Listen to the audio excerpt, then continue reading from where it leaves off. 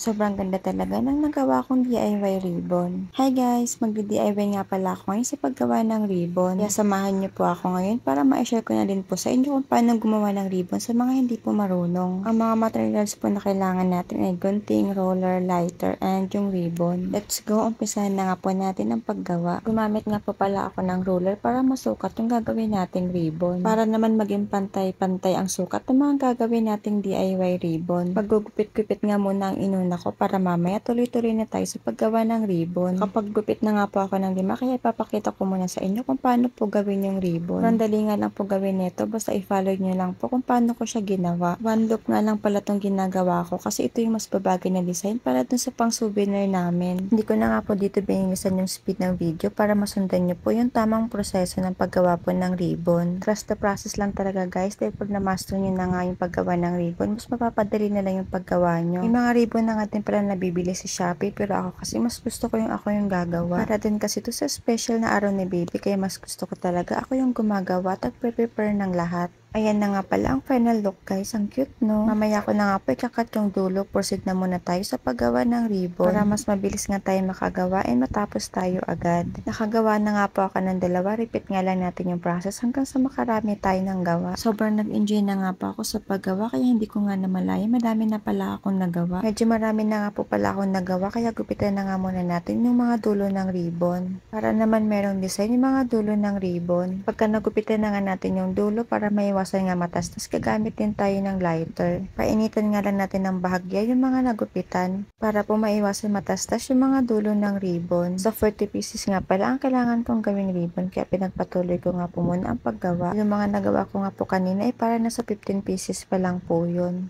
Papakita ko po sa inyo guys mamaya yung final look ng mga ginawa kong DIY ribbon. Finally, natapos nga din pala ako at ito na nga pala yung final look ng mga ginawa kong DIY ribbon. Ang syala nga tingnan nitong DIY ribbon natin, perfect na perfect talaga to para dun sa pang souvenir namin. Next vlog naman po, ipapakita ko sa inyo yung mga souvenir namin para sa ninong at ninang. Kaya abangan nyo po, wag po kayong mawawala ah. Thank you for watching, bye!